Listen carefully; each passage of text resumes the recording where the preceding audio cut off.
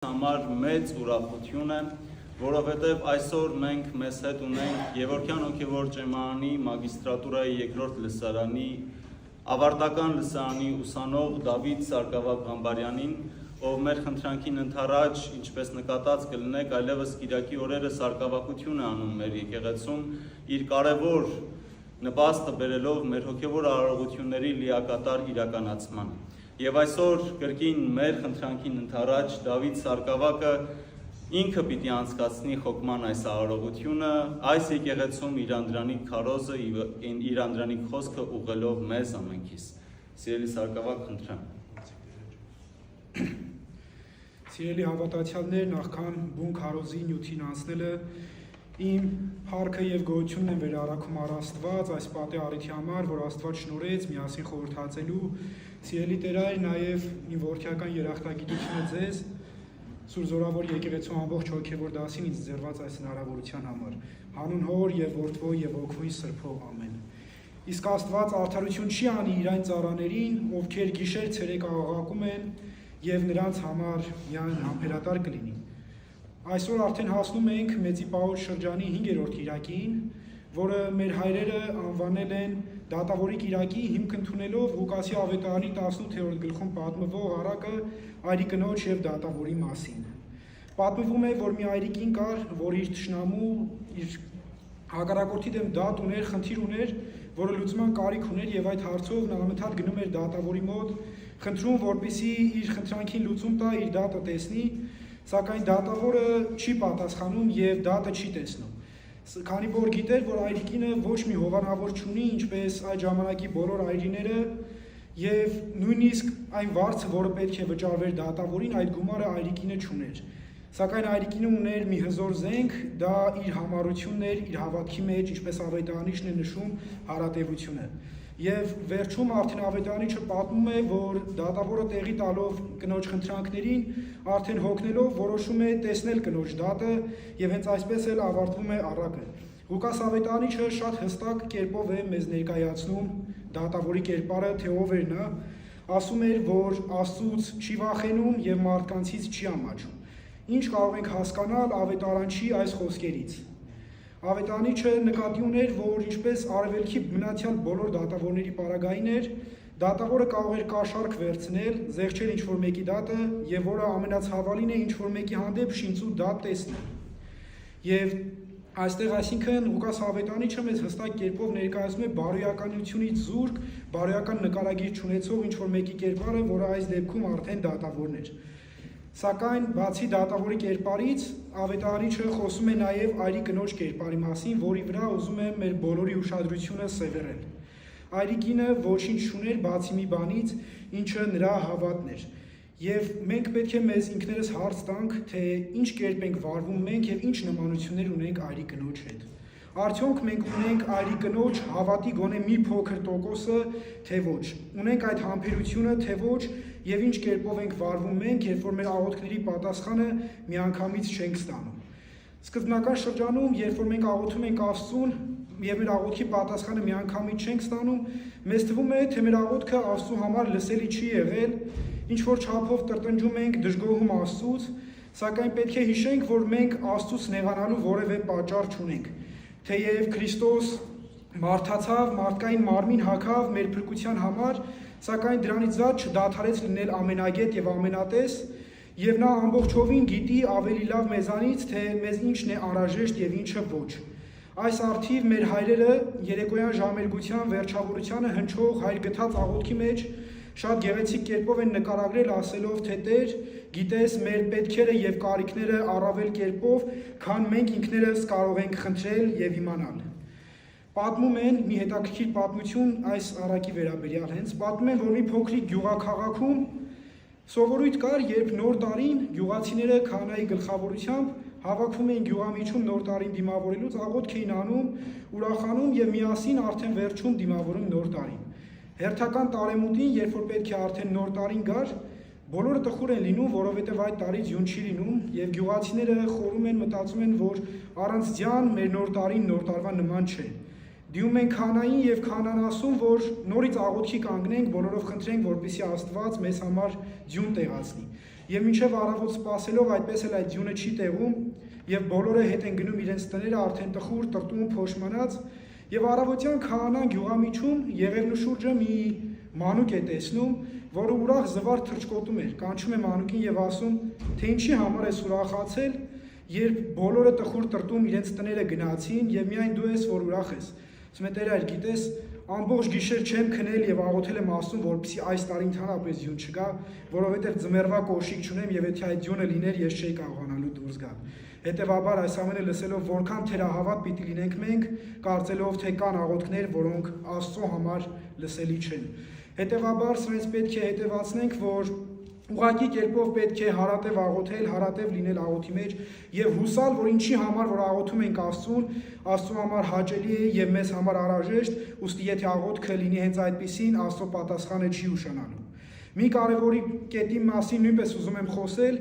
եւ որը կցանկանամ, որ լինի այսօրվա բոլորիս խորհրդածությունների առարկան, թե ինչ ենք անում մենք աղոթքից զատ։ Աստված Քրիստոս արդեն մեզ սովորեցնում է, որ աղոթքը պետք է ուղեկցվի գործով եւ դրա լավագույն օրինակը արդեն բերում է Հակոբոս առաքյալ իր ընթարական թղթում, ասելով, որ աղոթքը առանց գործերի մեռած է։ Այսինքն մենք պետք է ինչ նկատի ունի ընդհանրապես առաքյալը այստեղ, առաքյալը ցանկանում է ցույց տալ, որ երբ որ մենք աղոթք ենք անում, սակայն աղոթքից զատ այլևս ոչինչ բանով չենք զբաղվում եւ այս վայնքում գնալով ասում ենք, որ գիտեք ինչ, ես աղոթել եմ, հետեւաբար իմ աղոթքը պետք է իրականանա եւ իմ խնդրվածքները պետք է լինեն, սակայն դրանից զատ ուրիշ ոչինչ չենք անում, դա այնքան էլ ճիշտ չէ։ Այսինքն մեզ համար պետք է աղոթքը եւ գործը միաժամանակ ընթանան եւ երկուսը պետք է իրարից անբաժան լինեն։ Բացի դրանից Քրիստոս սովորեցնում է մեզ ճիշտ աղոթել, եթե Քրիստոսին դիտարկենք որպես բարոյագետ ուսուցիչ, նրա աստվածության մի կողմ դնելով, դիտարկենք ուղղակի որպես բարոյագետ ուսուցչի տեսանկյունից, նա մեզ ուղղակիորեն սովորեցնում է եւ գլխավոր առաքինություններից մեկը դա խոնարհությունն է, որը պետք է մեր ամբողջ կյանքի ընթացքում ուղեկցի մեզ եւ Քրիստոս ժողովրդին ավելի պատկերավոր կերպով բացատրելու համար խոնարհության կարեւորությունը Ղուկասի ավետարանի 18-րդ գլխում շարունակությանը պատմում է հաջորդ փարիսեցու եւ մաքսավորի մասին առակը։ Պատմում է, որ երկուսն էլ եւ փարիսեցին եւ մաքսավորը տաճար են գնում աղոթքի կանգնելու եւ երբ սկսում են աղոթել, փարիսեցին ասում է թե Տեր, շնորհակալ եմ, որ մնացյալ մարդկանց նման չեմ հափշտակում, չեմ գողանում, անիրավ չեմ, այլ դրանից զատ նաև իմ 10-րդը ժամանակին եմ տալիս, շաբաթը 2 անգամ ծոմ եմ պահում եւ այդպիսով փորձում է բարձրացնել նույնիսկ աղոթքի մեջ իր անձը։ Եվ հաջորդում մասին, որ խոսում է Քրիստոս, դա մաքսավորն էր, որը նկարագրում է Ղուկաս ավետարիչը, որ կանգնած էր Մեկուսի տաճարի մի հատվածում, որտեղ նույնիսկ հնարավոր է, որ մարդիկ ուղղակիորեն չէին անցնում եւ նրան չէին տեսնում,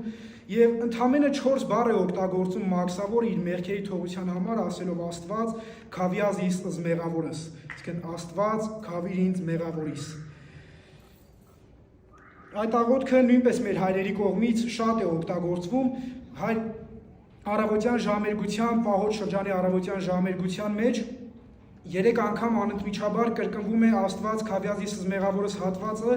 որին 3-րդ անգամ արդեն կրկնելուց ավելացվում է Աստված քավիազիս մեղավորս իմ մեղած եւ կեցո, այսինքն Աստված քավիր իմ մեղավորի մեղքերը եւ ապրեցրու։ Այս խոսքերից էլ հենց հստակորեն երևում է, որ ճշմարիտ ապրելը մշտապես դիտարկվել է առանց մեղքի, մեղքից հեռու առաքինի կյանքով ապրելը։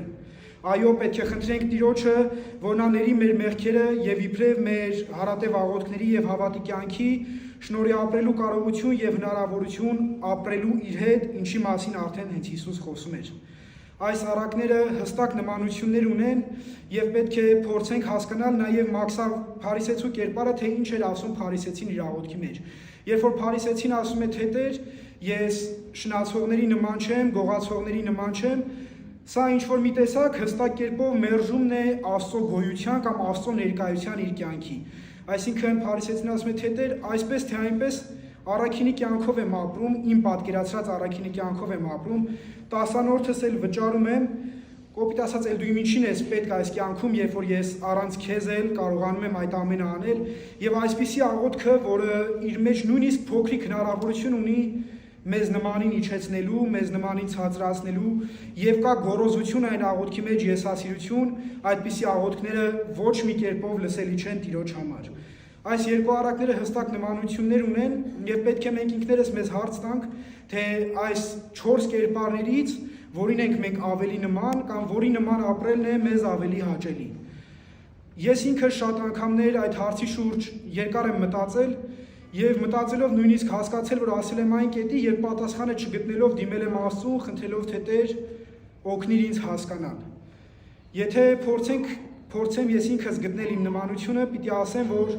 4 կերպարներին էլ ունեմ ինչ-որ չափով նմանություններ, սակայն 4 կերպարների միաժամանակյա միացումը մեկ անձի մեջ այդքան հեշտ չի լինի դիտարկել, ուստի իմ կյանքի տարբեր ժամանակներում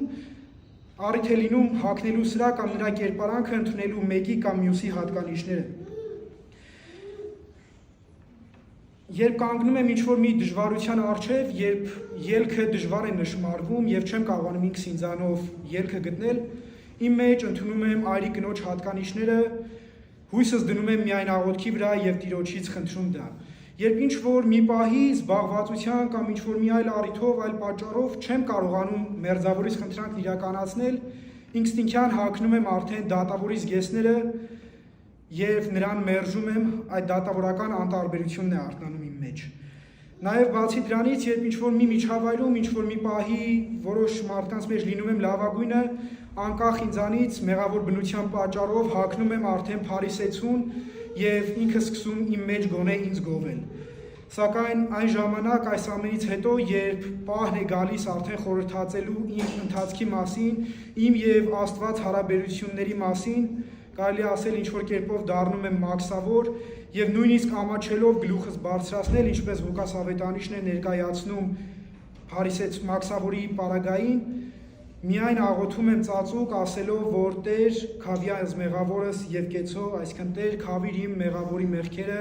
դատավորական անտարբերությունը,